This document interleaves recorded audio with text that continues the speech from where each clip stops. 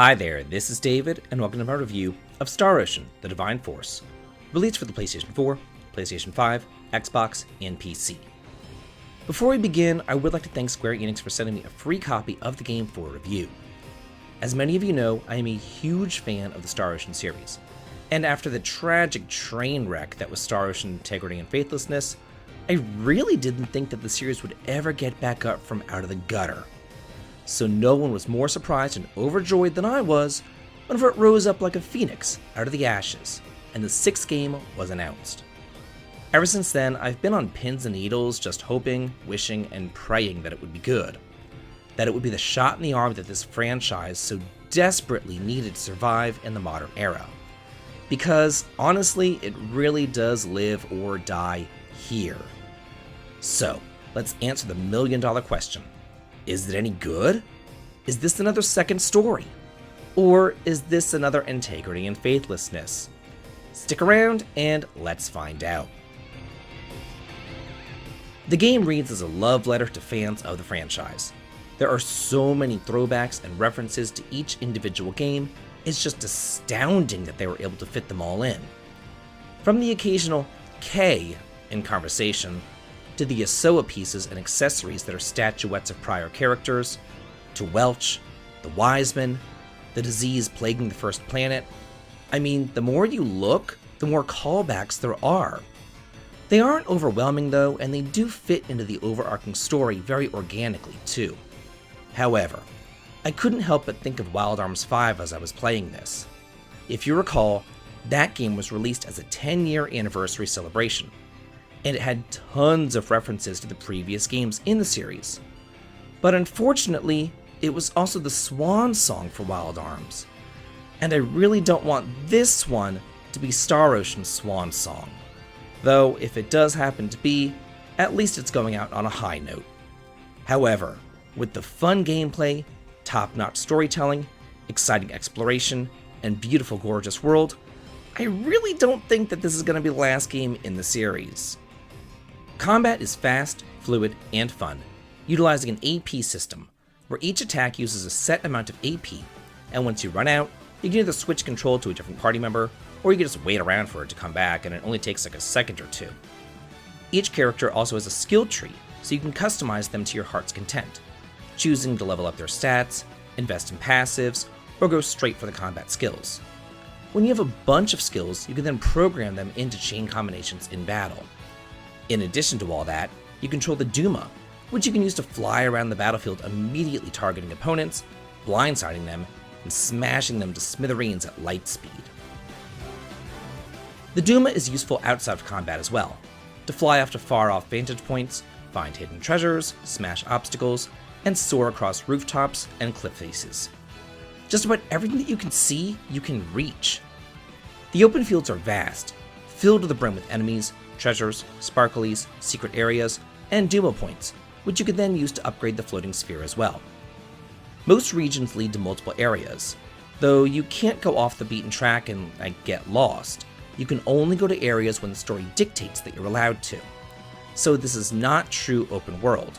It's much more linear, but to me, that's not a bad thing.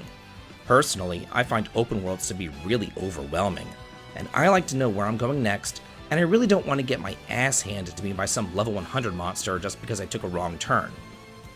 Since the world is so open though, and so sprawling and so vast, it's great that there is a fast travel system to get to where you need to go to on the double.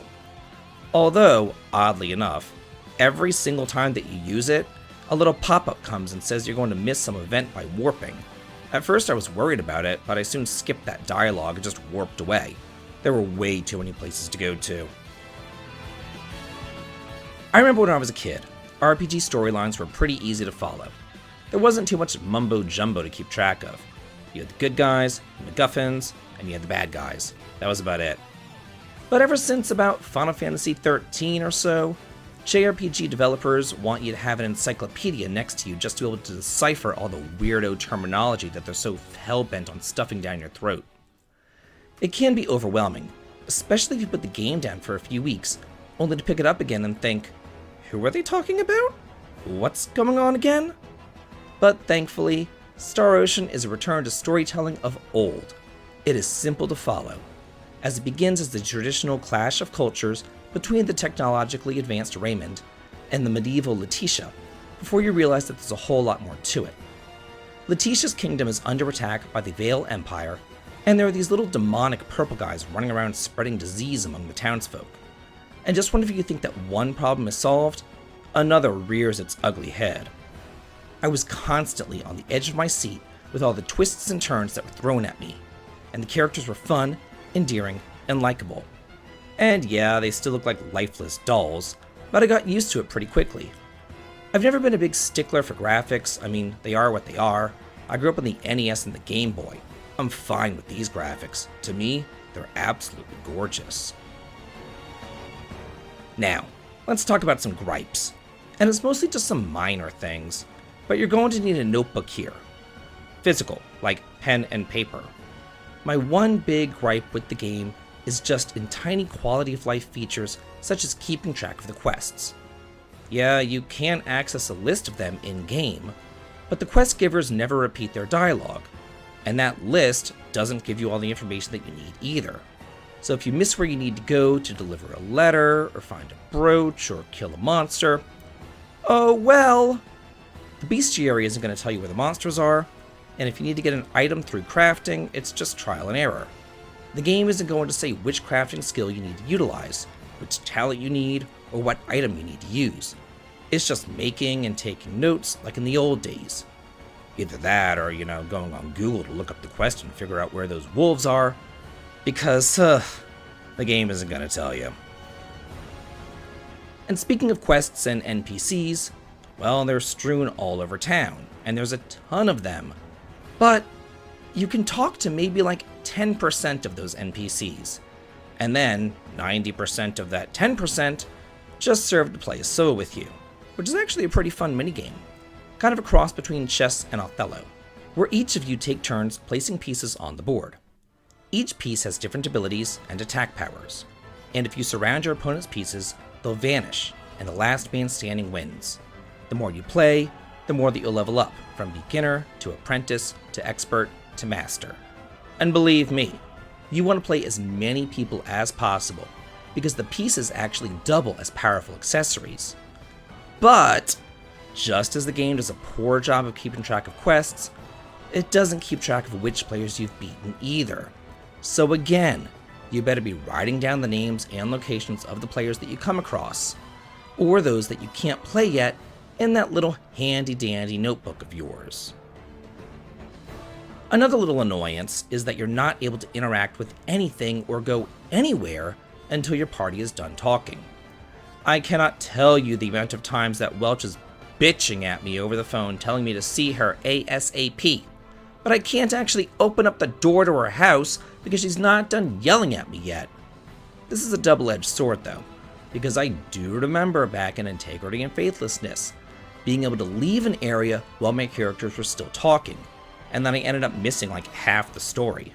So I can understand why they did take this route, and believe me, I do need to hear the characters talking, because I can't read that teeny tiny font. It is way too small. I've said it before, and I'm saying it again. What is the deal with these microscopic font sizes in games these days? What is going on? It's absolutely ridiculous. I need to get out my magnifying glass just to be able to read all this. These small gripes aside, the game is solid. This is a throwback JRPG of yesteryear, and is one of the best entries in the long-running Star Ocean franchise. It's the perfect length, lasting roughly about 30 or so hours for the main story, and up to 50 or so if you want to do everything. Then, considering that you can get double that time by playing a second protagonist story, and you've got a winner here. It's great for the more casual players who only have time for one playthrough, or for the more hardcore who want to see everything that there is to offer. So, that's it for my review of Star Ocean: The Divine Force. If you like this video and wanted to hear on the channel, please consider supporting me over on Patreon for exclusive videos and early access to my content, heading on over to Twitch for streaming fun, or coming over to my Discord to chat and hang out. The links to them can be found in the video description. This has been David. If you like this, please like, comment, and subscribe, and have a good day.